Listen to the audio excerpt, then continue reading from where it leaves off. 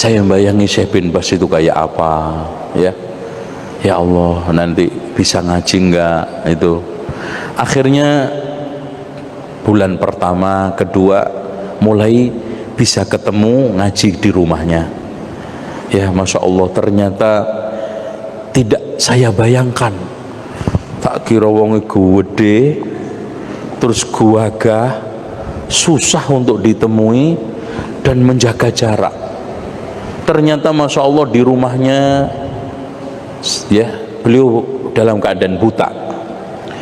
Saya lihat subhanallah surbannya sudah sangat jelek, ya. Bajunya pun sangat sederhana. Dan yang lebih membuat kita tertarik, ya Allah, ini benar-benar ulama nih, makan bareng sama kita. Jadi yang ngasih makan beliau, ya, gelar gitu. Di ngaji itu ada 2 term, ya. Habis sholat Jumat beliau dengar khutbah dulu, khutbah rekaman, terus kemudian ngaji. Setelah ngaji sholat asar, habis itu makan, habis sholat asar ngaji lagi sampai menjelang maghrib, terus begitu di rumah. Nah, makan sama kita, ya, cuci tangan di tempat bareng-bareng, ya. Dan tidak pernah ada apa ya, wah ini orang Indonesia, ini orang, enggak. Saya pamit, Syekh, mau belajar di antum, mohon izin. Oh ya, fadhol, silakan. Ini tempat pelajaran, ini belajar siapa aja, bukan hanya untuk orang Arab, silakan. Saya dari Indonesia, Syekh, insya Allah bisa menimba ilmu di sini. Alhamdulillah, kajian pada saat itu adalah kajian tafsir, dan tepatnya adalah Ma'alimut Tanzil karya Imam Al-Baghawi, ya. Tafsirnya sampai sekarang ada karena saya beli untuk kajian itu. Pertemuan demi pertemuan, inilah sejatinya ulama. Inilah sosok karismatik. Dan subhanallah, Pak, yang ngaji itu subhanallah pejabat-pejabat eselon, ya, kadang-kadang menteri ada yang datang, ya, kadang-kadang ulama-ulama juga besar datang. Dan yang lebih ajaib lagi, semua kelompok, mau ikhwani, mau Hizbut Tahrir, mau ini, ngaji semua. Dan anehnya, kalau sekarang Syekh ditanya tentang bagaimana Syekh Ikhwanul Muslimin, dijawab apa adanya, nggak ada yang tersinggung itu ikhwan.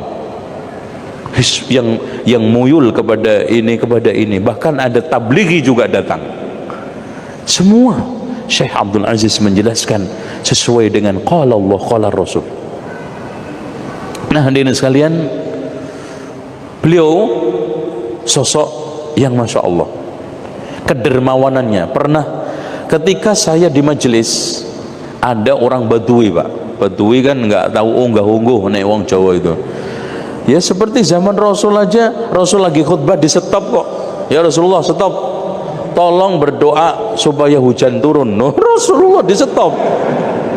Habis itu hujan seminggu kan. Jumat depannya datang lagi. Rasulullah, sebentar, jangan khutbah dulu. Ini lebih parah dari kemarin. Hewan-hewan hanyut, semua rumah hancur karena banjir. Tolong ya Rasulullah, doa kepada Allah, sedang aja hujannya.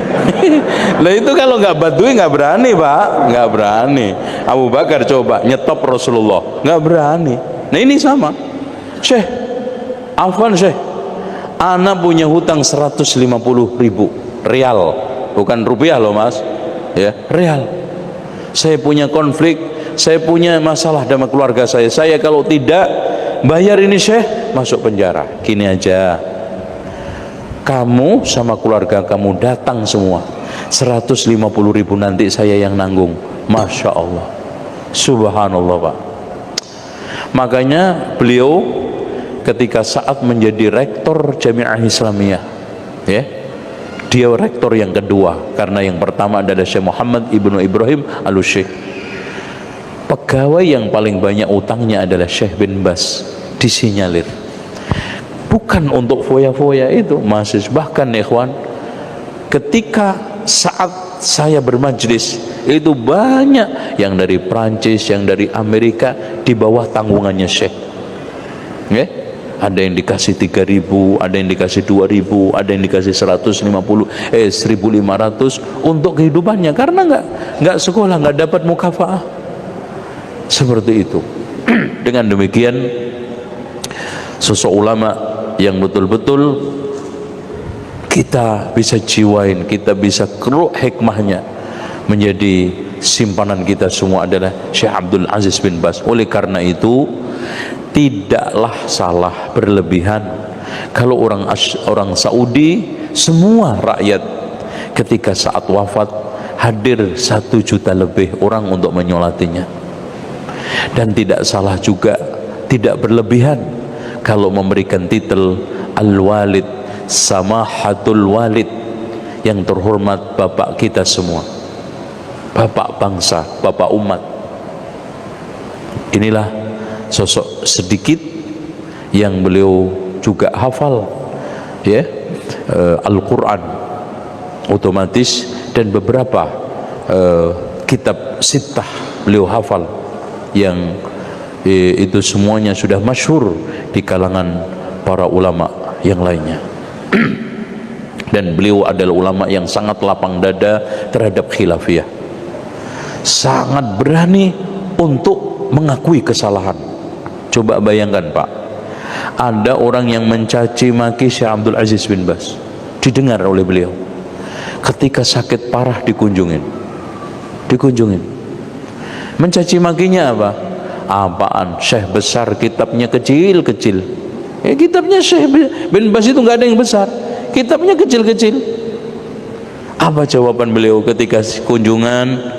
Fulan, kamu saya dengar katanya mengatakan begini begitu, apa betul? Masya Allah, klarifikasi juga, nggak nuduh. Kemudian setelah itu, benar wahai Syekh, wahai fulan, ketahuilah ulama yang ngarang kitab gede-gede untuk thalabul ilmi itu sudah banyak, yang orang-orang awam ini jarang saya tuliskan untuk mereka. Waktu melihat kitabnya mereka semua orang awam, al-kahana, sihir dan perdukunan, kecil. 3 masalah sholat, toharoh, ini Masya Allah. Ini Syekh Abdul Aziz bin Baz rahimahullahu ta'ala. Semoga Allah subhanahu wa ta'ala menempatkan beliau pada tempat yang mulia, dan itulah yang mengilhami keagamaan saya sedikit dan memberikan suatu pencerah dakwah saya, walaupun saya tidak mengaku sama sekali murid, ya, sama sekali saya hanya pernah ketemu